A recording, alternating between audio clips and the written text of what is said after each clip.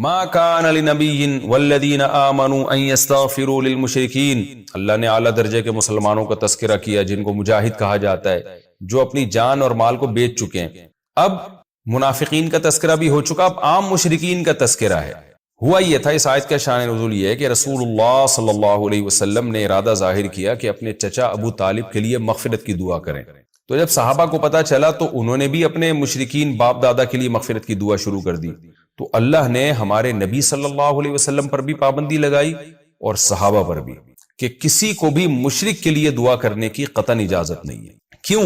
اس لیے کہ جب مشرک جس کی شرک پر موت واقع ہو گئی، اس کے بارے میں اللہ کا یہ اٹل فیصلہ اللہ بتا چکا ہے کہ وہ جنت میں نہیں جا سکتا، وہ جہنم کی آگ میں ہی رہے گا، اور اللہ کا اٹل فیصلہ تبدیل نہیں ہوتا۔ تو اس کے لیے دعا مانگنا پھر ایک لغو کام ہے، گویا آپ کو اللہ کے حکم پر پھر اعتراض ہے یا آپ اس میں لچک پیدا کر رہے ہیں۔ تو اللہ نے تو اٹل فیصلہ سنا دیا کہ یہ نہیں ہو سکتا کہ مشرک جو ہے وہ جنت میں چلا جائے یا وہ جہنم سے نکل جائے، یہ نہیں ہو سکتا۔ تو جب ایک چیز ناممکن ہے تو پھر آپ کے لیے دعا مانگنا بھی ناممکن ہے، اور آپ اس سے برات کا اعلان کریں گے، بالکل دستبردار ہو جائیں گے آپ اس سے، کیونکہ وہ اللہ کا دشمن ہے۔ تو جب یہ آیت نازل ہوئی تو صحابہ اور نبی صلی اللہ علیہ وسلم اس عمل سے رک گئے، اور سوال ایک پیدا ہوتا ہے کہ ابراہیم علیہ السلام نے تو اپنے والدین کے لیے دعا، اپنے والد کے لیے دعا مانگی ہے، جیسے قرآن میں آتا ہے کہ سورہ مریم میں کہ ابراہیم علیہ السلام نے اپنے والد سے کیا کہا تھا کہ سأستغفر لک ربی، اے میرے والد میں آپ کے لیے اللہ سے استغفار کروں گا۔ ابراہیم علیہ السلام کے والد نے دھمکیاں دی، ان کو کہا کہ میں تمہیں رجم کر دوں گا۔ جب بالکل ابراہیم علیہ السلام مایوس ہو گئے تو آپ نے ہجرت کا ارادہ کیا، تو ہجرت کرنے سے پہلے اپنے والد کو کیا کہا؟ سلام علیک، آپ پر سلامتی ہو۔ سأستغفر لک ربی، ٹھیک ہے میں آپ کی ہدایت سے تو نا امید ہو گیا، لیکن میں اپنے رب سے آپ کے لیے مغفرت کی دعا مانگتا رہوں گا۔ اور رب اجعلنی مقیم الصلاۃ میں بھی ہے کہ رب اغفر لی ولوالدی وللمؤمنین، اللہ میری اور میرے والدین کی مغفرت کر دے، حالانکہ وہ مشرک تھے۔ تو اس سے ایک اشکال ہوتا تھا کہ جب ابراہیم علیہ السلام اپنے والدین کے لیے مشرک ہونے کے باوجود دعا مانگ سکتے ہیں تو ہم کیوں نہیں مانگ سکتے؟ اس کا اللہ نے قرآن میں ان آیتوں میں جواب دیا۔ وہ جواب یہ کہ ابراہیم علیہ السلام کے سامنے پہلے یہ بات واضح نہیں تھی کہ مشرک پر اللہ نے جنت کو حرام کر دیا ہے، یعنی کہ مشرک اللہ کا پکا دشمن ہے۔ پکا دشمن کا مطلب یہ ہے کہ وہ اس کی بخشش نہیں ہو سکتی، اور اللہ کے پکے دشمن کے لیے دعا نہیں مانگی جا سکتی۔ تو ابراہیم علیہ السلام کو جب یہ پتا چل گیا کہ مشرک اللہ کا پکا دشمن ہوتا ہے، اس کی مغفرت کا چانس نہیں ہے، تبرأ منہ، آپ نے بھی برات کا اعلان کر دیا، یعنی بالکل دستبردار ہو گئے۔ تو اور اس سے پہلے جو آپ دعا مانگتے رہے اس کی دو وجہ تھی، ایک تو یہ کہ ابراہیم علیہ السلام کے علم میں یہ بات نہیں تھی کہ پکا دشمن ہوتا ہے مشرک اللہ کا، اس کی مغفرت نہیں ہو سکتی۔ دوسرا، ابراہیم علیہ السلام اپنے والد سے وعدہ بھی کر چکے تھے کہ میں آپ کے لیے اللہ سے دعا مانگوں گا۔ تو یہ دو باتوں کی وجہ سے ابراہیم علیہ السلام نے مغفرت کی دعا کی۔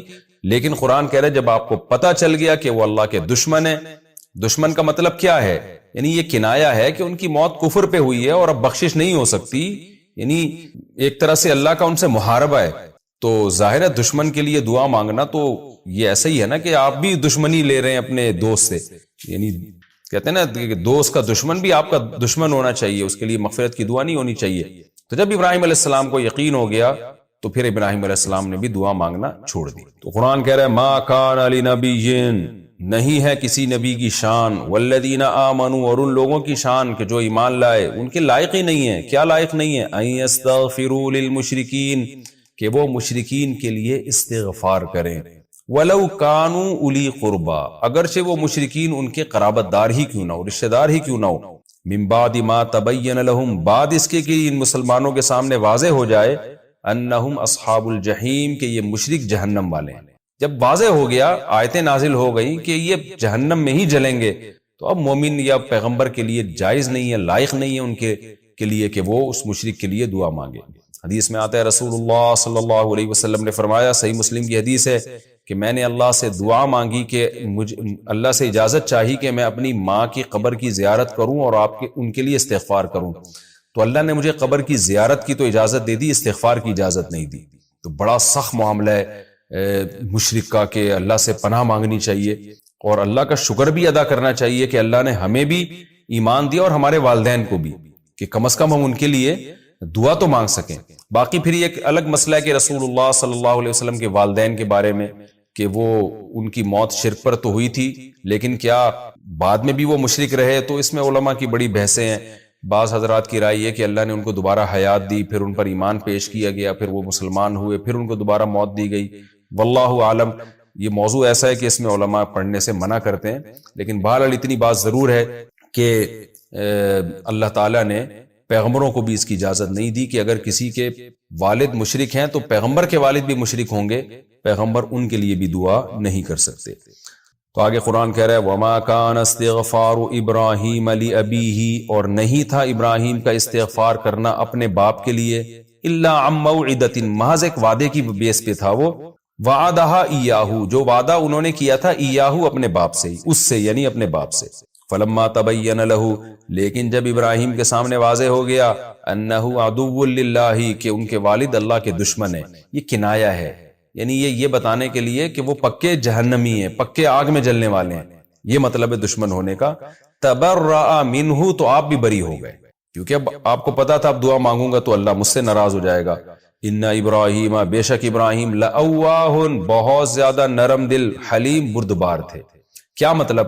ان کے والد نے اتنا ستایا ابراہیم علیہ السلام کو، قتل کی دھمکیاں دیں اور رجم کی دھمکیاں دیں، اور سورہ مریم میں کیا آتا ہے، ابراہیم علیہ السلام پھر بھی بڑے احترام سے بات کرتے رہے، یا ابتی، اے میرے پیارے والد، اے میرے پیارے والد۔ اس پہ بھی جب ابراہیم علیہ السلام کا انداز پیارے والد، پیارے والد، اس طرح کر کے نصیحت کر رہے ہیں، اور باپ کی طرف سے الٹا رجم کی، پتھر سے مارنے کی دھمکیاں آ رہی ہیں، تو اس پہ بھی ابراہیم علیہ السلام کیا کہہ رہے ہیں، سأستغفر لک ربی، کہ میں اپنے رب سے آپ کے لیے توبہ استغفار کروں گا۔ تو اس پہ قرآن کہہ رہا ہے کہ ابراہیم نے جو اپنے باپ سے وعدہ کیا تھا نا کہ میں آپ پر سلامتی اور آپ کے لیے استغفار کروں گا، تو واقعی ابراہیم بڑے رحم دل تھے کہ اتنا سخت معاملہ باپ کا اولاد کے ساتھ ہو رہا ہے اور باپ 100% غلطی پر ہے، مگر پھر بھی وہ ان کے لیے توبہ استغفار کی کہ وعدے کر رہے ہیں، کوئی سختی سے جواب نہیں دے رہے۔ تو اس پہ قرآن ابراہیم علیہ السلام کی تعریف کر رہا ہے کہ واقعی ابراہیم بڑے بردبار یعنی برداشت والے اور بڑے نرم دل تھے، پھر بھی چاہ رہے تھے کہ میرے باپ کی کسی طرح مغفرت ہو جائے اور میرے باپ کی کسی طرح بخشش ہو جائے، لیکن بہرحال اللہ نے پابندی لگا دی تو باز آ گئے۔ وَمَا كَانَ اللَّهُ لِيُضِلَّ قَوْمًا بَعْدَ إِذْ هَدَاهُمْ، اس آیت کا ایک شان نزول ہے، اس کے بعد اس کا مطلب سمجھ میں آئے گا۔ صحابہ کرام پر جب اللہ نے پابندی لگائی نا کہ آپ اپنے مشرک والدین کے لیے دعا نہیں کر سکتے، تو اب ظاہر ہے ان لوگوں میں تقویٰ تھا، اخلاص تھا، بہت سے حضرات ڈر گئے کہ ہم سے تو بڑا گناہ ہو گیا، ہم اپنے ماں باپ کے لیے دعا کرتے رہے ہیں، رشتہ داروں کے لیے جو مشرک تھے ان کے لیے دعا کرتے رہے، شرک پر جن کی موت ہو گئی۔ اور آپ کو پتا ہے گناہ کرنے سے انسان کے دل میں گمراہی پیدا ہوتی ہے، وہ اور زیادہ گناہوں کی طرف مائل ہوتا ہے۔ تو بعض صحابہ کو یہ خیال آیا کہ ہم نے جو یہ غلط کام کیا تو اس سے کہیں ہمارے دل میں سیاہی پیدا نہ ہو جائے اور ہم مزید گمراہی کی طرف نہ چلے جائیں۔ بار بار قرآن میں آتا ہے نا، ختم اللہ علی قلوبہم، اللہ دلوں پہ مہر لگا دیتا ہے، اللہ اور گمراہ کر دیتا ہے ایسے لوگوں کو۔ تو وہ ڈر گئے کہ ہم سے گناہ ہوا ہے تو ہم میں مزید گمراہی نہ ہو جائے۔ اس پہ قرآن نے تسلی دی کہ اللہ جب کسی قوم کو ہدایت دیتا ہے تو اس کے بعد اللہ خود سے ان کو گمراہ نہیں کرتا جب تک کہ ان کو بچنے کی چیزیں خود بتا نہ دے۔ تو یہ جو بچنے کی چیز ہے کہ ماں باپ مشرک ہوں، ان کے لیے دعا نہیں کر سکتے، یہ دعا جو ہے اس سے بچانے کا حکم دیا نا، یتقون کا مطلب جو جن چیزوں سے انہیں بچنا ہے، تو اس کا تو اللہ نے تمہیں پہلے بتایا ہی نہیں تھا۔ تو جب بتایا نہیں تھا تو یہ گناہ بھی نہیں ہے، جب یہ گناہ نہیں ہے تو تم نے کر لیا تو اس کے کرنے سے اللہ تمہیں گمراہ نہیں کرے گا۔ یہ مفہوم ہے اس آیت کا کہ اللہ ظالم تھوڑی ہے۔ تو جب اللہ نے تمہیں بتا دیا کہ یہ حرام ہے، اب اگر کرو گے تو تمہارے دل میں کدورت اور ظلمت پیدا ہوگی، گمراہی کی طرف جاؤ گے۔ جب تک بتایا نہیں ہے تو اس وقت اگر تم نے یہ کام کیا تو اس کی وجہ سے اللہ تمہیں گمراہ نہیں کرے گا۔ تو اب میں اس کا ترجمہ کرتا ہوں، وَمَا كَانَ اللَّهُ لِيُضِلَّ قَوْمًا، اللہ ایسا نہیں ہے، یعنی یہ نہیں کہا کہ وَمَا اللَّهُ، اللہ نہیں ہے، بلکہ کان اللہ، اللہ ایسا ہے ہی نہیں۔ یہاں کانا کا مطلب ہوتا ہے ایسا نہیں ہے، اللہ تعالیٰ ایسی ذات نہیں ہے لیُضِلَّ قَوْمًا کہ وہ کسی قوم کو گمراہی کی طرف لے جائے، اس کے دل پہ مہر لگا دے، بعد اذ ہداہم، بعد اس کے کہ اللہ نے اس کو ہدایت بھی دی ہو، یعنی جیسے صحابہ کرام تھے جن کو اللہ نے ہدایت دی، تو اب اللہ تمہیں گمراہ نہیں کرے گا، حتیٰ اس وقت تک یبین لہم ما یتقون، جب تک ان کے سامنے واضح نہ کر دے ما وہ چیزیں یتقون جس سے انہوں نے بچنا ہے۔ جب تک خود واضح نہیں کرے گا تو اللہ خود سے گمراہ نہیں کرتا، ہاں جب واضح کر دے گا کہ ان چیزوں سے بچنا ہے، پھر اگر تم ان چیزوں سے نہیں بچو گے پھر تمہارے دلوں پہ مہر لگائے گا وہ، اس سے پہلے نہیں لگائے گا وہ. تو اللہ نے تم پر یہ چیز حرام ہی نہیں کی تھی، لہذا اگر اس سے پہلے تم اگر اپنے ماں باپ، مشرک ماں باپ یا رشتہ داروں کے لیے مغفرت کی دعا کرتے رہے ہو تو اس سے تمہاری روحانی قوت پہ کوئی اثر نہیں پڑے گا اور تمہارے دل میں کوئی ظلمت پیدا نہیں ہوگی، کیونکہ وہ اس وقت تک یہ کام ناجائز تھا ہی نہیں. ان اللہ بکل شیء علیم، بے شک اللہ ہر چیز کو جاننے والا ہے. ان اللہ لہ ملک السماوات والارض، پھر صحابہ کو مزید تسلی دی جا رہی ہے کہ پھر بھی خیال ہوتا تھا نا بھئی کام تو بہرحال غلط تھا تو دل میں ظلمت تو پیدا ہوگی، تو اللہ بتا رہے ہیں کہ بادشاہی اللہ کے ہاتھ میں ہے، جب تک اس کا ارادہ نہیں ہوگا تمہارے دل میں ظلمت پیدا نہیں ہوگی. تو اللہ کی قدرت سب سے زیادہ، دیکھیں کیسی صحابہ کو کے دل میں خوف تھا خدا کا، اور اپنی روحانی جو کیفیات تھیں اور روحانی زندگی کی حفاظت کی وہ کیسی فکر کیا کرتے تھے کہ اللہ کو تسلیاں دینی پڑ رہی ہیں کہ بھئی اللہ طاقتور ہے، اللہ تمہارے دل میں ظلمت نہیں پیدا ہونے دے گا. ان اللہ لہ ملک السماوات والارض، بے شک اللہ کے لیے آسمان اور زمین کی بادشاہی ہے. یحیی و یمیت، اس کی قدرت ہے، وہ زندگی دیتا ہے، موت دیتا ہے، تو جو زندگی اور موت دینے کی طاقت رکھتا ہو وہ تمہارے دلوں میں ظلمت پیدا نہیں ہونے دے گا. وما لکم من دون اللہ من ولی ولا نصیر، اور تمہارے لیے اللہ کے سوا کوئی دوست اور مددگار بھی نہیں ہے، صرف اللہ ہی ہے جو تمہاری حفاظت کرتا ہے. لقد تاب اللہ علی النبی والمہاجرین والانصار الذین اتبعوہ فی ساعۃ العسرہ. اب اللہ تعالیٰ تبوک میں جو مسلمان شریک ہوئے اور جو شریک نہیں ہوئے لیکن توبہ کر لی، سب کا ذکر ایک ہی آیت میں اللہ ایک ہی دفعہ میں کر رہے ہیں کہ سب سے اللہ راضی ہے. لقد تاب اللہ علی النبی، اللہ متوجہ ہوا رحمت کے ساتھ پیغمبر پر بھی، کیونکہ وہ بھی بہرحال جہاد میں گئے ہیں، اللہ کے بندے ہیں، اور کیسے انہوں نے قربانیاں دی ہیں تو اللہ ان پر بھی متوجہ ہوا، ان پر بھی رحم کیا. والمہاجرین والانصار، اور مہاجر صحابہ اور انصار صحابہ پر بھی اللہ متوجہ ہوا، ان پر بھی اللہ رحم کرے گا. کیسے؟ الذین اتبعوہ، یہ وہ لوگ ہیں جنہوں نے نبی کی اتباع کی فی ساعۃ العسرہ، تنگی کے وقت میں، شدید، کیونکہ تبوک کے بارے میں روایات میں آتا ہے اتنی شدید تنگی تھی کہ ایک ایک کھجور پہ 24 گھنٹے ایک ایک صحابی نے گزارا کیا، اور بعض روایات میں آتا ہے وہ ایک کھجور بھی ختم ہو گئی تو آدھی کھجور 2 بندوں میں بانٹی جاتی تھی. بعض حدیث میں آتا ہے کہ ایک ایک گھٹلی کو کئی لوگ چوستے تھے، یہ بھوک سے حالت ہو گئی تھی. ایک گھٹلی ایک صحابی نے چوس کے دوسرے کو دی، پھر انہوں نے چوسی، پھر تیسرے کو دی، اس طرح سے ایک ایک گھٹلی کئی لوگوں میں چلا کرتی تھی. بہت ہی شدید سخت موقع تھا یہ، یعنی صحابہ کو آزمایا گیا، اور یہ فتح مکہ کے بعد ہے. اس لیے اللہ نے تبوک کا جتنا تذکرہ قرآن میں جتنے اہتمام سے کیا ہے، میرا خیال ہے اتنا زیادہ تذکرہ شاید کسی اور لڑائی کا اللہ نے قرآن میں نہ کیا ہو. تو بہت زیادہ اس کے اہتمام. میت کی پیشانی پر کلمہ لکھنا، میت کی پیشانی پر کلمہ طیبہ لکھنا کیسا ہے محمد عزیر؟ جائز نہیں ہے، اس کا کوئی ثبوت نہیں ہے. میت کے جو احکام قرآن و سنت سے ثابت ہیں ہمیں ان کو فوکس کرنے کا حکم ہے، ان میں ایڈیشن نہیں کر سکتے آپ. تو اس لیے میت کو بس غسل دیا جائے، کفن دیا جائے، اور جنازہ پڑھ کے اس کو دفن کر دیا جائے، اور قبر پہ کھڑے ہو کر اس کے لیے دعائے مغفرت کی جائے اور واپس آ جائیں. اور جو پھر زندگی پڑی آپ کے لیے، آپ کے پاس، اس کے لیے سال ثواب کے لیے، دعاؤں کے لیے. کیا خودکشی کی موت مقدر ہے؟ کیا یہ بات صحیح ہے کہ خودکشی کی موت بھی مقدر کی موت ہے؟ محبوب پاشا انڈیا سے. جی بالکل صحیح ہے، ہر چیز مقدر میں ہے. اللہ کو پتا ہوتا ہے یہ نالائق آدمی غموں کو برداشت نہیں کرے گا اور میرے حکم کو توڑے گا، اور پھر اپنے آپ کو گولی سے مارے گا یا جلا کے مارے گا اور پھر جہنم میں جائے گا. تو اللہ کو یہ بات پہلے سے علم ہے، تو اسی کے حساب سے ہوتا ہے. تو اس کا یہ مطلب نہیں ہے کہ اللہ انسان کو مجبور کرتے ہیں کہ تو خودکشی کرے گا. اللہ مجبور نہیں کرتے، لیکن اللہ کو پتا ہوتا ہے. تو خودکشی کرنے والے کو نہیں پتا ہوتا کہ میں کس طرح مروں گا، وہ اپنے اختیار سے اپنے آپ کو گولی مار کے ہلاک کر رہا ہوتا ہے یا کسی اور طریقے سے. تو اگر وہ قیامت کے دن کہہ دے اللہ تعالیٰ سے کہ اللہ میری تو تقدیر میں لکھا ہوا تھا خودکشی سے مروں گا، تو مجھے جہنم میں کیوں ڈال رہا ہے؟ تو اللہ کہے گا یہ تو مجھے پتا تھا، تیری تقدیر میں لکھا ہے، تجھے تھوڑی پتا تھا، تو نے تو اپنے اختیار سے ایک کام کیا. تو اس لیے ہمیں تقدیر کا چونکہ علم نہیں ہے، اسی وجہ سے ثواب بھی ملتا ہے نیکی کا اور گناہ کا عذاب بھی ملتا ہے. اس پر بھی میں تفصیل سے کلپ ریکارڈ کروا چکا ہوں، وہ ڈیٹیل میں آپ سن لیے گا. اس طرح لکھے نا، جب ہم تقدیر میں جب ہر چیز پہلے سے لکھی ہوئی ہے تو ہمیں گناہ کیوں ملتا ہے، اس طرح کوئی لفظ سرچ کریں گے میرے نام کے ساتھ تو وہ آ جائے گا، وہ ذرا مدلل کلپ ہے. والد کی قبر پر سلام کہنا، قبرستان میں اپنے والد کی قبر پر سلام کرنا کیسا ہے؟ علی صاحب کراچی سے. دیکھیں ہمیں نبی صلی اللہ علیہ وسلم کی صحیح حدیث سے پتہ چلتا ہے کہ جب قبرستان جاؤ تو السلام علیکم یا اہل القبور، تو ہول سیل کے حساب سے نا سارے قبرستان کے مردوں کو ہمیں سلام کا حکم ملتا ہے، تو اسی پر ہمیں اکتفا کرنا چاہیے۔ الگ سے قبر پہ جا کے میت کو سلام کرنے کا میرے علم میں کوئی روایت ہے نہیں، تو ہم کیوں ایسا کام کریں جو جس میں بدعت کا شائبہ بھی ہو سکتا ہے کچھ لوگ اس پہ دلائل دیں کہ نہیں اس میں حرج کیا ہے کہ جب الگ سے ہول سیل کے حساب سے سارے مردوں کو سلام ہو سکتا ہے تو اسپیسیفک کسی قبر والے کو بھی سلام ہو سکتا ہے۔ دیکھیں اسپیسیفک سلام نبی صلی اللہ علیہ وسلم کے لیے تو ثابت ہے، اور اسی طرح حضرت ابو بکر عمر جو آپ صلی اللہ علیہ وسلم کے پہلو میں، ان سے اجماع سے ثابت ہے کہ ان کو بھی سلام کیا جائے گا۔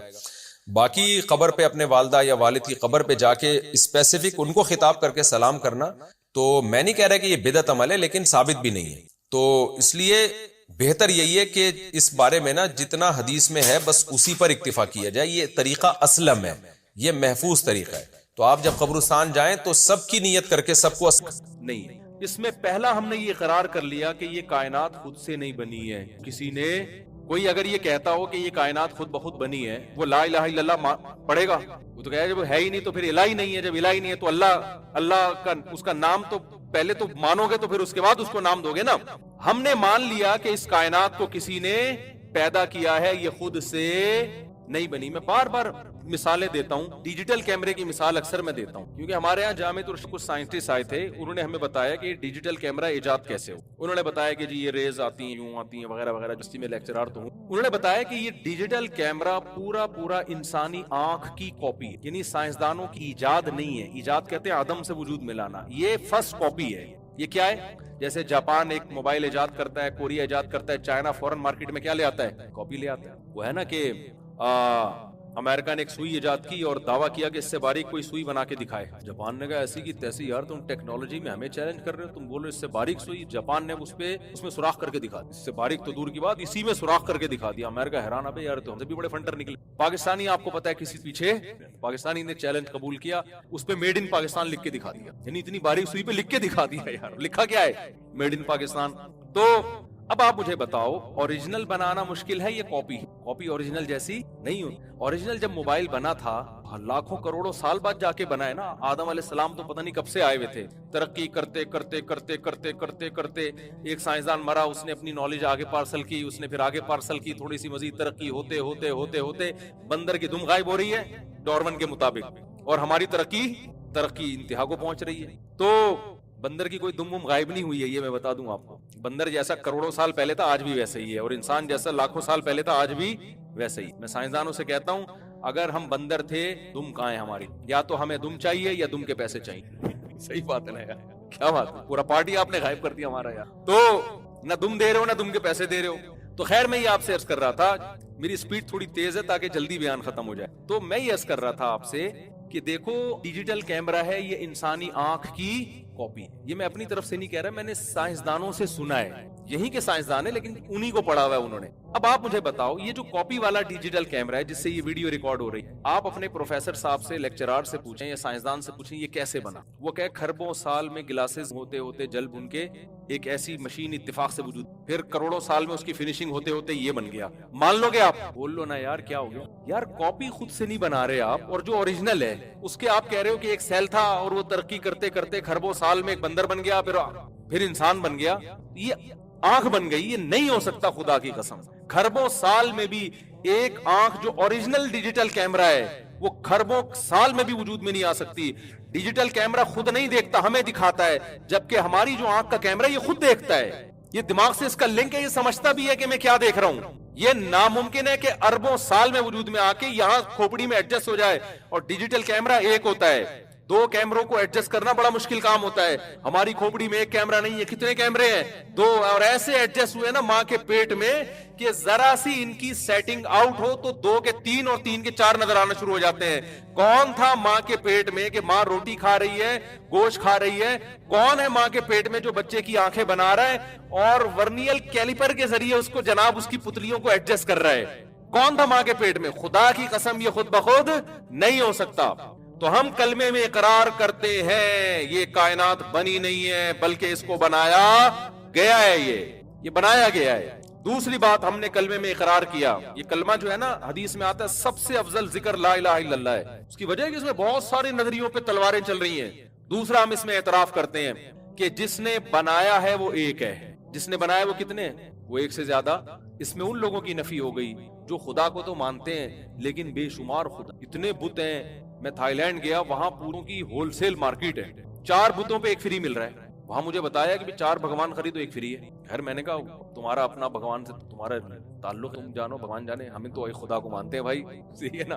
وہ بغیر پیسوں کے ملتا ہے, وہ فری ہے. جب اس کو ہاتھ اٹھا کے مانگو وہ آپ کی پکار سنتا ہے. تو اس میں اللہ نے یہ بھی بتا دیا کہ وہ کتنے.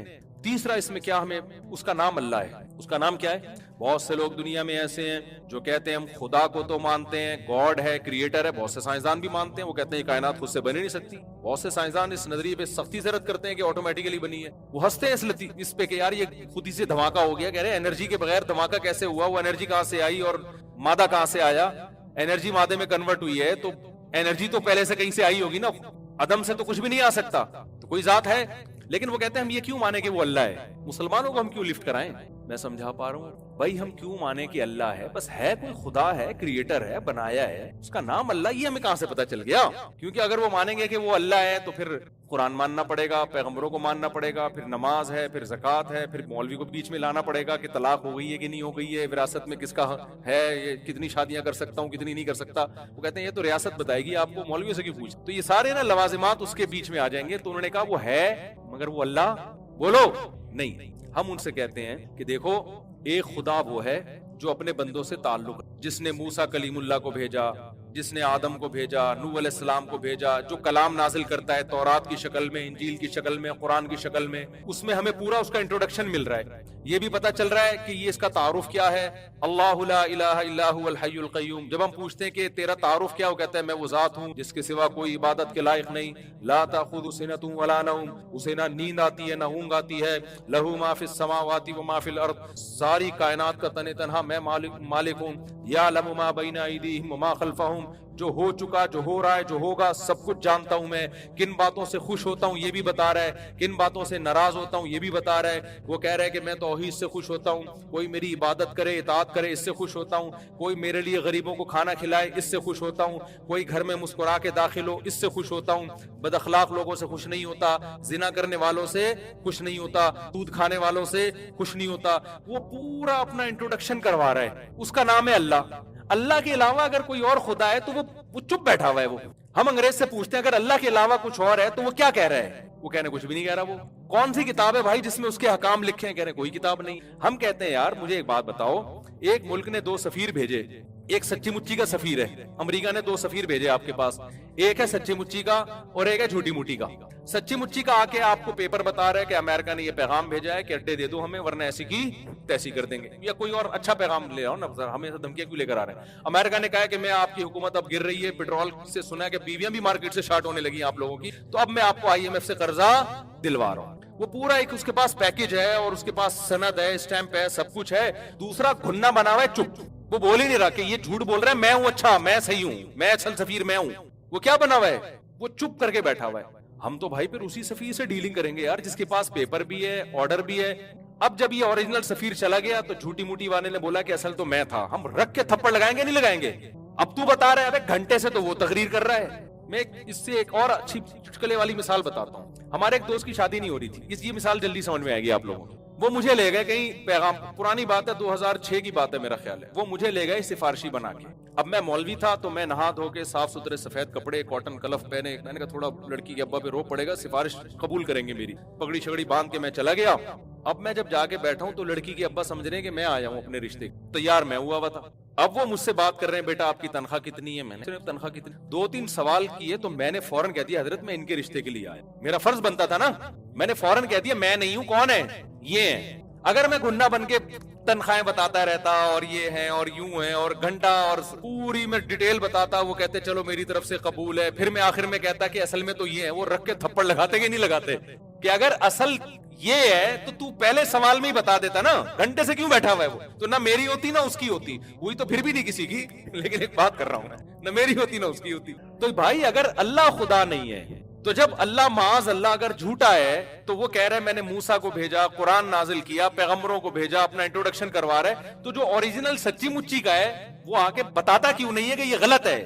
وہ ہزاروں سال سے چپ بیٹھا ہوا ہے، اب بھی بیٹھا ہوا ہے اور بیٹھا ہی رہے گا، تو اس کو بیٹھا ہی رہنے دو، اس کو لفٹ کرانے کی کوشش۔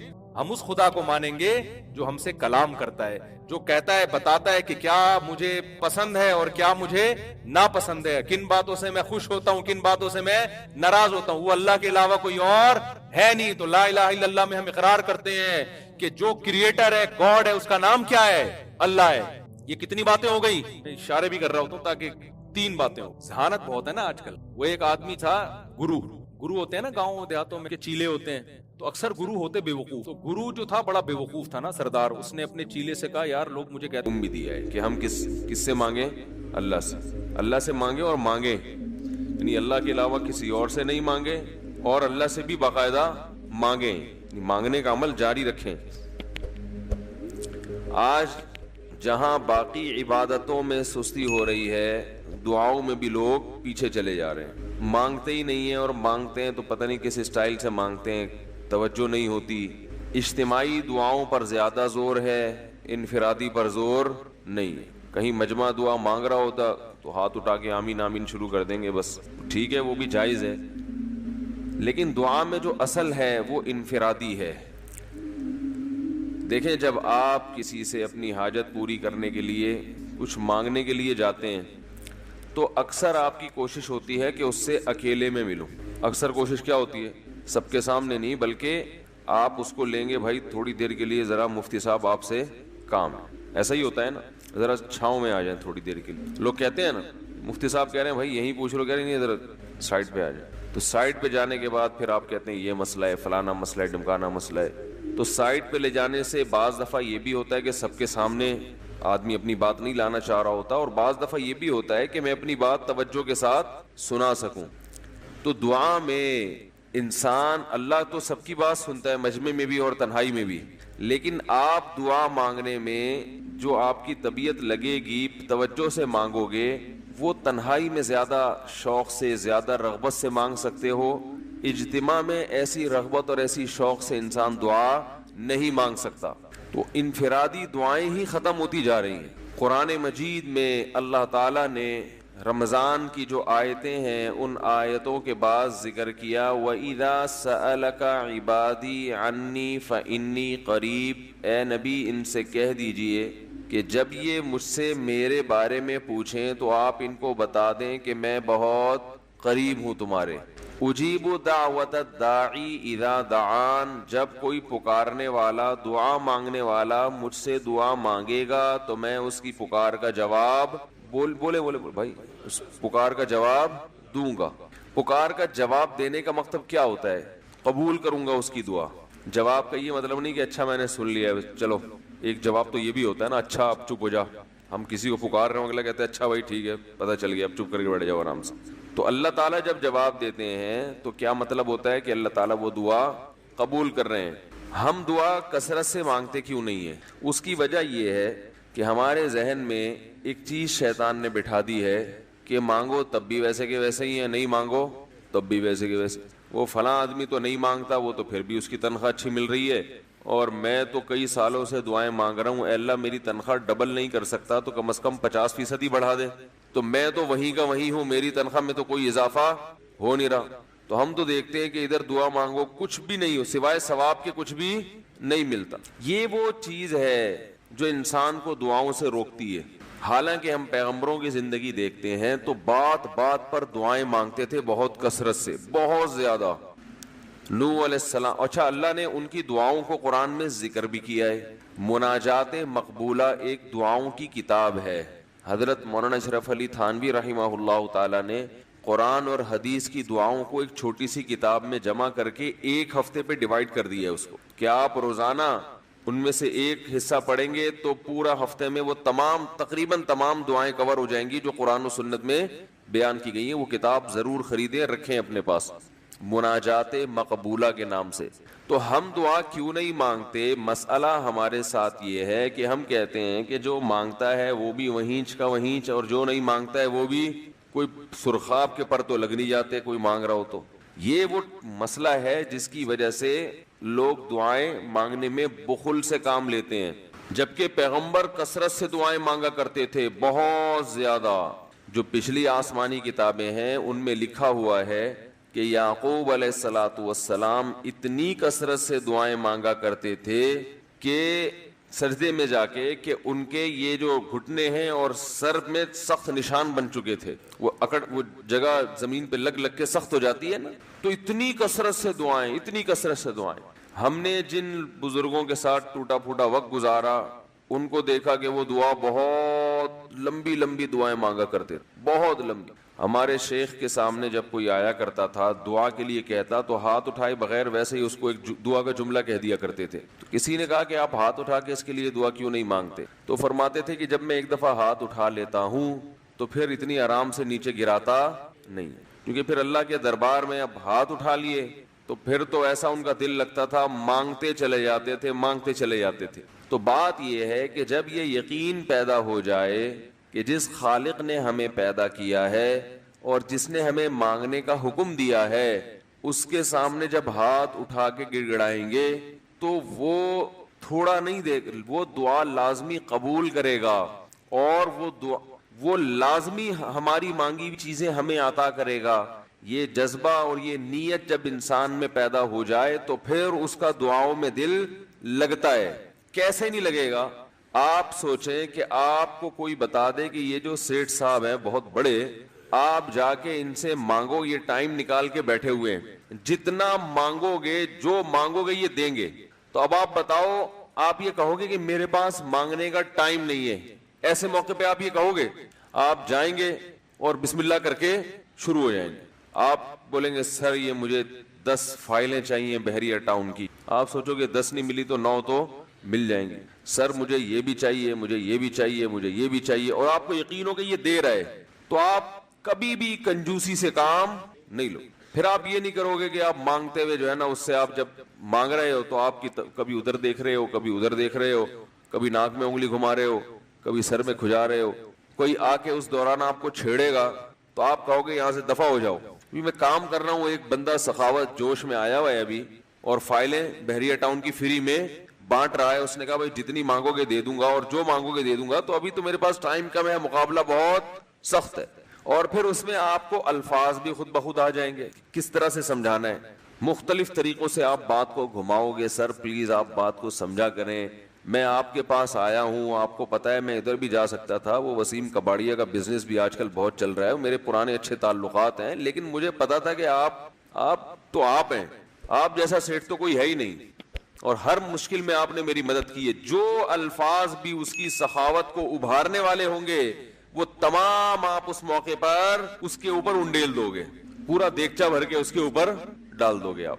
تو اللہ سے جب مانگتا ہے انسان اور اس کو یقین ہو کہ اللہ میری دعا کو پورا کرے گا، تو اس یقین کے ساتھ جب دعا مانگی جاتی ہے تو اس کا اسٹائل کچھ اور ہوتا ہے، اور ایک فارمیلٹی پوری کرنے کے لیے دعا جب مانگی جاتی ہے جیسے کہ ہمارے ہاں ہو رہا ہے تو اس کا اسٹائل اور انداز کچھ اور ہوتا ہے۔ ہمارے ہاں دعا پڑھی جاتی ہے، مانگی نہیں جاتی۔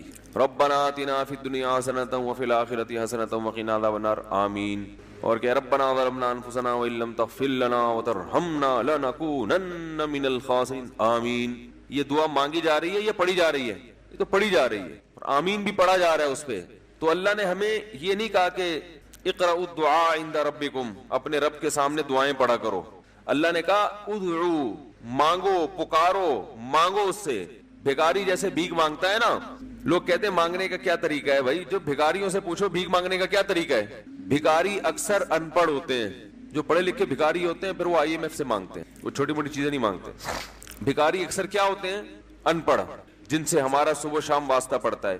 تو یہ کسی سے بھیک مانگنے کا طریقہ سیکھ کے آتے ہیں؟ بولو نا بھائی، کسی سے طریقہ سیکھ کے آتے ہیں کہ یار وہ ذرا فلاں بندے سے چندہ مانگنا، ذرا طریقہ بتانا۔ اگر کوئی بتائے گا بھی تو وہ کہے گا تو اپنے پاس رکھ، مجھے پتا ہے مجھے جیب اپنی کیسے بھرنی ہے۔ اس موقع پہ جو اس کی حالت دیکھ کے نا وہ اپنا منہ بھی ٹیڑھا ویڑھا کرے گا، کپڑے بھی پھٹے پرانے، اور بہت گھمائے گا بات کو، ایسے منہ بنائے گا جیسے دنیا میں اس سے زیادہ غریب اور محتاج کوئی ہے ہی نہیں۔ سحری پانی سے کی ہے میں نے, گھر میں بچے بھوک سے بلک رہے ہیں, ایسی کہانیاں سنائے گا, ایسی کہانیاں سنائے گا. تو یہی حال انسان کا ہے جب اسے پتا ہو کہ میرا رب جو مانگوں گا وہ دے گا مجھے, تو پھر اس کے بھیک مانگنے کا انداز اور جو دعا مانگنے کا اسٹائل ہے وہ خود بخود فطرت اسے سکھا دیتی ہے, خود بخود اس کے اندر الفاظ آنا شروع ہو جاتے ہیں کہ ایسے مانگنا چاہیے. لیکن پرابلم یہ ہے, مسئلہ یہ ہے کہ دل میں یہ بات بیٹھ چکی ہے کہ قبول نہیں ہو رہی. عجیب حدیث ہے, رسول اللہ صلی اللہ علیہ وسلم نے ارشاد فرمایا کہ اللہ بندے کی دعا قبول کرتے رہتے ہیں, وہ مانگتا رہتا ہے قبول ہوتی رہتی ہے, وہ مانگتا رہتا ہے قبول ہوتی رہتی ہے, یہاں تک کہ ایک وقت ایسا آتا ہے کہ بندہ یہ کہتا ہے کہ میں مانگ رہا ہوں قبول تو ہو نہیں رہی, تو جب یہ کہتا ہے تو اس وقت قبول کرنا بند کر دیتے ہیں اللہ تعالیٰ. اللہ کہتے ہیں کہ اگر تو یہ سمجھ رہا ہے کہ قبول نہیں ہو رہی تو اب نہیں ہوگی. اب عجیب بات ہے یا نہیں ہے یہ حدیث؟ بھائی وہ بندہ کئی سال سے دعائیں مانگ رہا تھا اور پھر آخر میں آ کے کہتا ہے کہ قبول تو ہو نہیں رہی, تو ظاہر ہے کچھ نہیں ہو رہی ہوگی, تبھی تو کہہ رہا ہے نا. اس کو ایسا لگ رہا ہوگا کہ قبول نہیں ہو رہی, بھائی اس کو یہ لگ رہا ہوگا کہ نہیں, جو چیزیں مانگ رہا ہوں وہ تو مل نہیں رہی, تو تبھی تو وہ کہتا ہے کہ قبول نہیں ہو رہی. تو سوال پیدا ہوتا ہے پھر اللہ قبول کرنا بند کیوں کر دیتے ہیں؟ اللہ تعالیٰ جب دعائیں قبول کرتے ہیں تو اس کا انداز وہ نہیں ہوتا جیسے ایک عام انسان جب کسی کو بھیک دیتا ہے. ایک عام فقیر جب آپ کے پاس آئے گا, آپ سے بھیک مانگے گا, 100 روپے دے دو, 20 روپے دے دو, آپ اٹھا کے 100 نہیں تو 10-20 تو پکڑا دیتے ہیں اس کو, تو وہ یہ سمجھتا ہے کہ میری دعا کیا ہو گئی, قبول. لیکن اللہ تعالیٰ اس طرح دعا نہیں قبول کرتے. اگر اللہ اس طرح سے دعائیں قبول کرنا شروع کر دیں تو پھر یہ معاملہ غیب کا نہیں رہے گا.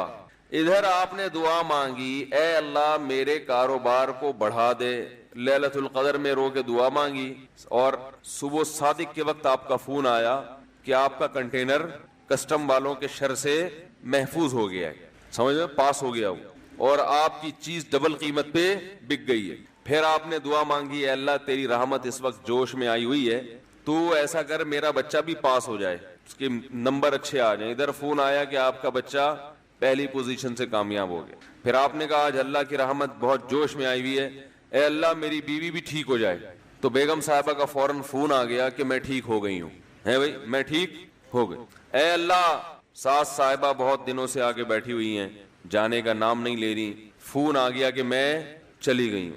اس طرح سے اگر دعائیں قبول ہونا شروع ہو جائیں تو میرے بھائی پھر یہ سارے کافر, یہ سارے لبرل لوگ جو اللہ کو مانتے ہی نہیں ہیں, یہ دنیا کا ہر کام چھوڑ کے مصلی بچھا لیں گے اور دعاؤں کو فوکس کرنا شروع کر دیں گے. دعا قبول ہوتی ہے مگر اس شخص کی جو اللہ پر غیب پر ایمان رکھتا ہے, جسے دعا قبول ہوتی ہوئی نظر نہیں آتی مگر وہ یقین کرتا ہے کہ دعا قبول ہو رہی ہے. صرف اس شخص کی دعا قبول ہوتی ہے, اس کے علاوہ کسی کی قبول نہیں ہوتی. بہت مشکل ہے بھائی سمجھانا. دعا سب کی قبول ہوتی ہے کا مطلب پتہ ہے, سب کی مطلب ان سب کی کہ جو یہ یقین رکھتے ہیں کہ قبول ہوتی بھی نظر نہیں آ رہی پھر بھی قبول ہو رہی ہے, ان لوگوں کی قبول ہوتی ہے دعا. حدیث سے پتہ چلتا ہے, اور اصل میں دعا مانگتے ہی یہی لوگ ہیں. اب آپ کہیں گے بھائی نظر تو آ نہیں رہی, جب میں جو چیز مانگ رہا ہوں وہ مل نہیں رہی, تو کیا ایسے قبول کا کرنا کیا ہے بھائی؟ یہ تو صرف مشورے مل رہے ہیں ہمیں کہ پھر بھی مانگتے رہو. تو ہم نے, وہ ایک فقیر تھا نا, ایک سیٹھ صاحب کے پاس آیا, کہنے لگا کہ بھائی ذرا کچھ پیسے مل جائیں گے, گھر میں ضرورت ہے. تو اس نے کہا اتنے ہٹے کٹے ہو کے بھیک مانگتے ہو, شرم نہیں آتی؟ تو اس نے کہا فی الحال میں نے آپ سے بھیک مانگی ہے, مشورہ نہیں مانگا. جب مشورہ مانگوں تو اس وقت مشورہ دے دینا کہ بھیک مانگنا میرے لیے مناسب ہے یا نہیں ہے بھائی.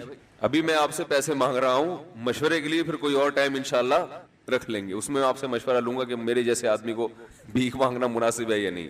تو آپ کے ذہن میں بھی یہ خیال آ رہا ہوگا کہ ہم اللہ سے دعا مانگتے ہیں اور اللہ کی طرف سے جو چیز جو ہم مانگ رہے ہیں وہ تو مل نہیں رہی, بلکہ اللہ کی طرف سے مشورے مل رہے ہیں کہ مانگتے رہو قبول ہو رہی ہے, تو ہوتی بھی تو نظر نہیں آ رہی.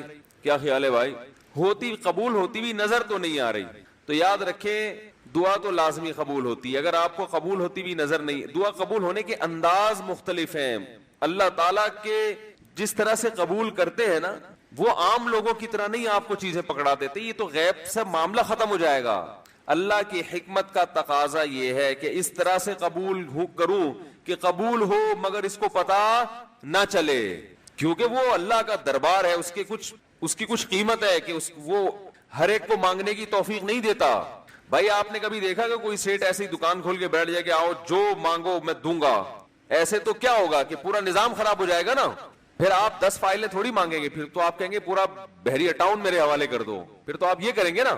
یہ تو میں نے ایک مثال دی تھی. عملاً ایسا نہیں ہوتا. عملاً وہی آ کے بیٹھے گا اور وہی آپ کو پیشکش کرے گا کہ اس کے کچھ اصول اور ضابطے ہوں گے, ان قواعد پہ آپ پورے اترتے ہوگے تو آپ کو وہ گھسنے دے گا. اللہ کے بھی کچھ اصول اور ضابطے ہیں, ساری دعائیں قبول کرے گا, جو مانگو گے صرف اتنا نہیں بلکہ بڑھا کے دے گا. لیکن اصول یہ ہے کہ اللہ کہتے ہیں کہ جب میں دوں گا تو نظر نہیں آئے گا, مگر یقین رکھنا ہے کہ کیا کر رہا ہوں, میں دے رہا ہوں, پھر دیتا رہوں گا. پھر بات وہیں آگے کھڑی ہو جاتی ہے کہ ایسے دینے کا کیا فائدہ کہ ہماری سمجھ میں نہیں آ رہا کہ پتہ نہیں کیسے دے رہا ہے اللہ تعالیٰ. تو یاد رکھیں اللہ تعالیٰ کے دینے کا انداز تھوڑا مختلف ہے. وہ کیا ہے؟ بعض مرتبہ جو چیز مانگ رہے ہوتے ہیں اللہ وہی چیز آپ کو دے دیتا ہے, اور ایسا بھی ہوتا ہے. ہمیشہ ایسا تو نہیں ہوا ہوگا کہ جو چیز مانگی اور نہیں ملی ہو. کئی بار ایسا ہوا ہے کہ جو مانگا وہ اللہ نے دے دی, فوراً مسئلہ حل ہو گیا.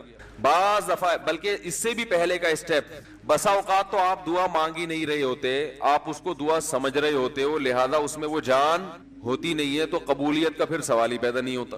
آپ دعا پڑھ رہے ہوتے ہو, مانگ رہے نہیں ہوتے. تو اللہ نے تو دعائیں قبول کرنے کا کہا ہے, دعائیں پڑھنے پر کہا ہو, وعدہ کیا ہو, ایسا ہمارے علم میں کوئی حدیث نہیں ہے. دیکھیں یونس علیہ السلام جب مچھلی کے پیٹ میں تھے تو یونس علیہ السلام کو اپنی خطا کا احساس ہوا کہ میں اللہ کی پرمیشن کے بغیر اپنی قوم کو چھوڑ کے آ گیا ہوں. ان کو احساس ہو گیا, تبھی اللہ نے مجھے مچھلی کے پیٹ میں ڈال دیا ہے. تو اب آپ نے مچھلی کے پیٹ میں جا کے یہ دعا مانگی, لا الہ الا انت سبحانک انی کنت من الظالمین. اے اللہ تیرے سوا کوئی عبادت کے لائق نہیں ہے, سبحانک تو ہر عیب سے پاک ہے, تو نے جو مجھے مچھلی کے پیٹ میں ڈال دیا تو یہ تیری غلطی نہیں ہے, تو ہر عیب سے پاک ہے. انی کنت من الظالمین, میں ہوں ظلم کرنے والا اپنی جان پہ, مجھ سے غلطی ہوئی ہے. اللہ تعالیٰ کو آپ کا یہ مانگنا اتنا پسند آیا کہ مچھلی کو حکم دیا کہ ان کو ساحل پر اگل دو. اور نہ صرف یہ کہ مچھلی نے آپ کو ساحل پہ ڈالا, وَأَنبَتْنَا عَلَيْهِ شَجَرَةً مِّن يَقْطِينٍ, یقطین کوئی درخت تھا وہ بھی اللہ نے اگا دیا دھوپ سے بچانے کے لیے. لیکن جب مصیبتوں میں ہم یہ کلمہ پڑھتے ہیں لا الہ الا انت سبحانک انی کنت من الظالمین, تو ہم یوسف علیہ السلام والے جذبے سے یہ کلمے میں جو الفاظ ہیں وہ مانگتے نہیں ہیں بلکہ ہم یہ کلمہ پڑھتے ہیں. سمجھ رہے؟ پڑھنے کی بھی برکتیں ہوتی ہیں, میں اس کا منکر نہیں ہوں, لیکن ہمارے جو ورڈنگ ہوتی ہے نا وہ مانگنے کا اسٹائل نہیں ہوتا. ہم چھوٹے بچے تھے تو مسجد میں آیت کریمہ کا ورد ہوا کرتا تھا کہ بھائی حالات خراب ہیں آج کل, امام صاحب اسپیکر پہ اعلان کر کے بلاتے تھے, آ جاؤ بھائی آیت کریمہ کا ورد ہوگا, لا الہ الا انت سبحانک انی کنت من الظالمین, 5 لاکھ دفعہ پڑھا جائے گا. تو ہم مسجد میں آتے, وہ مسجد میں دانے ہم تو آتے تھے, اس کے بعد جلیبیاں بھی ملتی تھیں, بڑی گرم گرم ٹائٹ جلیبیاں ہوتی تھی, اب تک وہ مزہ نہیں آیا جلیبی میں. تو وہ جلیبیاں بھی ہوتی تھی, اوپر دانے رکھے ہوئے ہوتے تھے, وہ 5 لاکھ دانے ہوتے تھے, ختم کرنے ہوتے تھے. تو پھر ہم کیا کریں, لا الہ الا انت سبحانک انی کنت من الظالمین, لا الہ الا انت سبحانک. اس میں فراڈ نہیں کرتے تھے, پڑھتے پورا تھا الحمدللہ. بعض لوگ تو کیا کرتے تھے, ایک مٹھی لی لا الہ الا انت سبحانک انی کنت من الظالمین, پھونک مارا اور سائڈ پہ رکھ دیا. وہی ڈرامے بھی ہوتے تھے, لیکن ہم پورا ہی پڑھتے تھے. لیکن اس میں مانگنے کا انداز تو نہیں ہوتا تھا, لا الہ الا انت سبحانک انی. پھر اس میں بچے تھے, شرارت بھی شروع ہو جاتی تھی. پھر دیکھ رہے ہیں کوئی ادھر دیکھ رہا ہے تو ایک دانہ اٹھایا, لا الہ الا انت سبحانک انی کنت من الظالمین, یوں کر کے اس کی ناک پہ مارا ہے. کوئی ادھر دیکھ رہا ہے تو اس کی جیب میں ڈال دیا. تو یہ دعا مانگی جا رہی ہے, یہ تو پڑھی جا رہی ہے, ایک فارمیلٹی ہے کہ 5 لاکھ پورے کرنے, اس کے بعد جلیبی کھانا ہے اور نکلنا ہے. تو آج بھی ایسا ہی ہو رہا ہے. امام صاحب دعا مانگتے ہیں, لوگ کہتے ہیں یار چلو جب نماز پڑھ لی, 4 رکعتیں پڑھ لی, سلام بھی پھیر لیا, تو اس میں کیا جا رہا ہے, یہ بھی پورا ہی کر لو. ایسا ہی ہوتا ہے نا, یہ بھی پورا ہی کر لو, آمین آمین کہہ لیں گے. امام صاحب ڈرائیور ہیں, ہم پیچھے مقتدی ہیں, تو جہاں اتاریں گے وہیں اتریں گے ہم لوگ, پہلے تو نہیں اتر سکتے. تو یہ ایک لوگوں کے ذہن میں تصور ہے. نبی صلی اللہ علیہ وسلم نے فرمایا اللہ ظاہر قلب کے ساتھ دعا کی طرف توجہ نہیں دیتے. ظاہر قلب کا مطلب آپ کا دل حاضر نہیں ہو, کچھ اور سوچ رہے ہو, اور ادھر سے آپ نے ویسے ہی ایک فارمیلٹی پوری کرنے کے لیے. اللہ کہتے ہیں کہ جب تو مانگنے میں مخلص نہیں ہے تو میں تجھے کیوں دوں. تو مانگنے میں ہی مخلص نہیں ہے. تو بعض دفعہ بلکہ اکثر ایسا ہوتا ہے کہ ہماری دعا میں جان ہی نہیں ہوتی. آدم علیہ السلام کو جب جنت سے نکالا گیا تو پریشان تھے, بے چین تھے, مضطرب سے, میں کیا کروں کہ اللہ مجھ سے خوش ہو جائے. اس بے چینی میں الفاظ نہیں آ رہے سمجھ میں. فتلقى آدم من ربه کلمات, اللہ فرماتے ہیں اللہ نے آدم کے دل میں کلمات ڈال دیے ان کی بے چینی کو دیکھ کر کے اس طرح سے مجھے مانگو. جب انسان اخلاص کے ساتھ دعا مانگتا ہے تو الفاظ کا القاء کہاں سے ہوتا ہے؟ اللہ کی طرف, وہ القاء ہونا شروع ہوتا ہے. اللہ کہتے ہیں اس طرح سے مانگ. حضرت حکیم اختر صاحب رحمہ اللہ تعالیٰ نے ایک واقعہ بیان کیا, فرمایا کہ ایک شخص نے حرم میں, انہوں نے دیکھا یا کسی اور بزرگ نے دیکھا کہ حرم میں ایک شخص اللہ سے دعا مانگ رہا ہے گناہوں کی معافی کے لیے, اور اللہ سے کہہ رہا ہے کہ اے اللہ اگر تو میرے گناہ معاف کر دے گا تو بھی خوش ہوگا, اور تیرے حبیب محمد صلی اللہ علیہ وسلم بھی خوش ہوں گے کہ ایک آدمی کی بخشش ہو رہی ہے, اور تیرا یہ بندہ بھی خوش ہو جائے گا. اور اگر معاف نہیں کرے گا تو بھی خوش نہیں ہوگا, کیونکہ اللہ کو جہنم میں ڈال کے وہ خوشی تو ہوتی نہیں ہے بندوں کو, اور تیرے حبیب محمد صلی اللہ علیہ وسلم کو پتہ چلے گا وہ بھی خوش نہیں ہوں گے, اور میں بھی خوش نہیں ہوں گا. شیطان خوش ہوگا جو تیرا دشمن ہے. اب خود سوچ لے تو اپنے دشمنوں کو خوش کرنا چاہتا ہے یا اتنے سارے ہیں بھائی, اتنے سارے دوست ہیں تیرے, ان کو ناراض کر کے تو خوش کس کو کر رہا ہے؟ اپنے تو جو تیرا بھی دشمن ہے, میرا بھی دشمن, اور تیرے حبیب محمد صلی اللہ علیہ وسلم کا بھی دشمن ہے. تو دیکھو کیسے الفاظ ہیں اس کے. تو ایسا کہ بظاہر بخشش کے علاوہ کا آپشن چھوڑا ہی نہیں. کیا خیال ہے؟ حجاج ابن یوسف بڑا ظالم تھا, بڑا ظالم. موت کا جب وقت آیا, تھے یہ لوگ ایمان والے, چاہے ظالم تھے, بدعمل تھے, لیکن اللہ پر ایمان بہرحال رکھتے تھے. ان کو پتا تھا کہ میں غلط کر رہا ہوں. جب موت کا وقت آیا تو کہنے لگا کہ اے اللہ لوگ کہتے ہیں کہ تو مجھے نہیں بخشے گا, لوگ کہتے ہیں کہ میرے جیسے گناہگار کو تو نہیں بخش سکتا. بڑے عجیب الفاظ ہیں, اللہ کی رحمت کو جوش دلا رہے کہ تو ایسا کر کے دکھا دے, یعنی کچھ ایسا کر کے دکھا دے کہ جو تیرے بارے میں لوگ گمان کر رہے ہیں وہ گمان کیا ہو جائے. یہ بالکل ایسے ہے جیسے کوئی بہت بڑا سیٹ ہو, آپ اس سے بہت زیادہ بڑا قرضہ مانگنے کے لیے جائیں جو کہ عام طور پر نہیں ملتا, لیکن آپ اس کو جوش دلا رہے ہو کہ لوگ کہتے ہیں کہ تو اتنا بڑا قرضہ نہیں دے سکتا, تو آج تو اپنی سخاوت دکھا دے کہ میں اتنا بڑا قرضہ بھی دے سکتا ہوں. تو مرتے ہوئے کیا کہنے لگا کہ اللہ یہ پبلک کہہ رہی ہے کہ تو مجھے نہیں بخش سکتا, یعنی یہ تیری رحمت کو چیلنج کر رہی ہے کہ اتنے بڑے گناہگار کو نہیں بخشے گا اللہ, تو آج کیا کر لے تو یہ دکھا دے اپنی رحمت سے کہ میں اتنے بڑے گناہگار کو بھی معاف کر سکتا ہوں. اب پتہ نہیں اللہ نے معاف کیا نہیں کیا, وہ تو اللہ کا معاملہ اور حجاج بن یوسف کا معاملہ, لیکن علماء کہتے ہیں یہ اس نے الفاظ بڑے ڈینجرس کہے ہیں مرتے وقت. ڈینجرس کا مطلب یعنی دوسرے معنی میں ایسے ہے کہ اس نے اللہ کی عرش کو ہلا دیا ہوگا. اللہ کو مانگنا اتنا پسند ہے. پہلی بات تو یہ ذہن میں رکھیں کہ اس سے بڑی کوئی عبادت نہیں ہے دعا سے, اور دعا سے مشکل کوئی عبادت نہیں ہے. نماز پڑھنا آسان ہے, زکوٰۃ دینا آسان ہے, روزہ رکھنا بھی آسان. سب سے مشکل کام کیا ہے؟ دعا مانگنا. اسی وجہ سے ہم نے جن لوگوں کو دیکھا کہ وہ واقعی دیندار ہیں, اللہ والے ہیں, ہم نے صرف انہی کو دعائیں مانگتے ہوئے دیکھا ہے. عام لوگوں کو ہم نے دعاؤں کو اتنا فوکس کرتے ہوئے نہیں دیکھا. وہ دوسری چیزوں کو زیادہ فوکس کرتے ہیں, دعاؤں پہ زیادہ زور نہیں ہوتا ان کا. وظیفوں پہ تو ہوگا صبح شام, یہ والا اتنی دفعہ, وہ والا اتنی دفعہ, وہ بھاگ گئی واپس آ جائے اس کے لیے اتنی دفعہ, وہ جا نہیں رہی اس کے لیے اتنی دفعہ. یہ وظیفوں پہ تو ہوگا زور. ایسے ہوتا ہے نا ہاتھ اٹھا کے اللہ سے گڑگڑا کے مانگا جائے, یہ چیزیں کم. میں جب حج پہ گیا تو اپنے شیخ مرشد کے ساتھ تھا. پہلے ہی ہم نے ان کو دیکھا تھا بہت زیادہ دعائیں مانگتے ہیں, وہ بہت زیادہ ان کو دعاؤں میں دل لگتا ہے, بہت دعائیں مانگتے ہیں. تو مجھے کسی نے بتایا کہ یہ جب بیت اللہ کو دیکھتے ہیں تو اتنی لمبی دعا مانگتے ہیں کھڑے کھڑے کہ تم ان کے ساتھ ٹھہر نہیں سکتے. میں نے کہا کیوں نہیں ٹھہر سکتے, ہم جوان ہیں, ان کی عمر زیادہ ہو گئی اور ان کو کچھ بیماریاں بھی ہیں. تو میں نے کہا ہو جائے مقابلہ پھر, ٹھیک ہے, دیکھتے ہیں کون زیادہ لمبا ٹھہر لیتا ہے. تو جب بیت اللہ پہنچے, ان کی نظر بیت اللہ پہ پڑی, ذرا قریب گئے. یہ جو کہتے ہیں نا بیت اللہ پہ نظر پڑتے ہی وہیں ٹھہر جاؤ, شروع ہو جاؤ, ایسا نہیں ہے. بیت اللہ پہ اگر نظر پڑی ہے آپ کی تو کوئی بات نہیں, اور قریب چلے جائیں. کوئی دوسرا عمل کرنے سے پہلے دعا مانگیں. پہلی نظر کا مطلب یہ ہوتا ہے کہ جب نظر پڑی ہے تو اب طواف شروع کرنے سے پہلے یا کوئی دوسرا عمل کرنے سے پہلے آپ جا